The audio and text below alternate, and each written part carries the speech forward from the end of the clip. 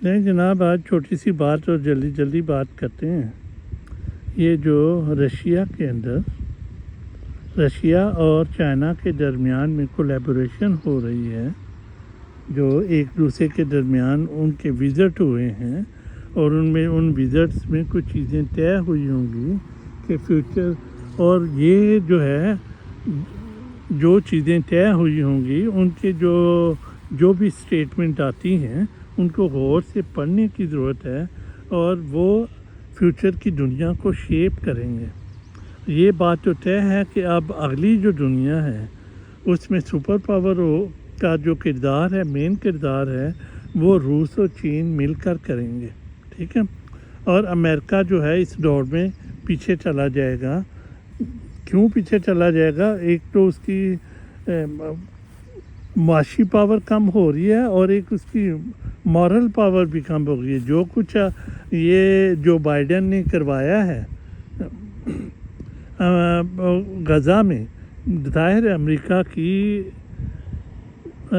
جو منظوری کے بغیر اسرائیل تو اتنا قتل عام نہیں کر سکتا، 30-35 ہزار بندے نہیں مار سکتا تھا۔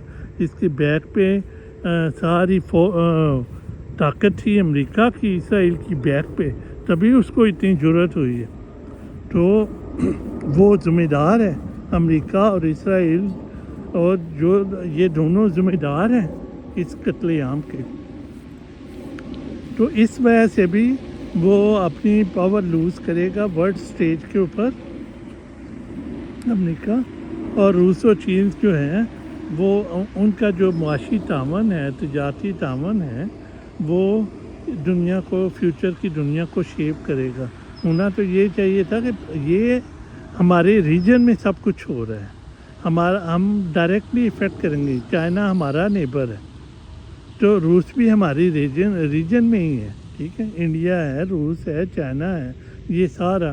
تو ہمیں اچھی بارگیننگ کر کے یہاں ایک کوئی اپنا کردار ادا کرنا چاہیے تھا کہ فیوچر میں ہمیں کوئی ہم اکانومی ہب بنتے۔ ہمارے پاس تو اتنا اچھا گوادر کا پورٹ بھی ہے، ٹھیک ہے، جس پہ ہم ایک فیوچر کی جو سپر پاورز ہیں دونوں کو، چین کو بھی اور روس کو بھی، اس سے اٹریکٹ کر سکتے تھے کہ وہ ہم جناب آپ کو یہ پورٹ دیتے ہیں، اس پہ فیسیلیٹیز کرتے ہیں۔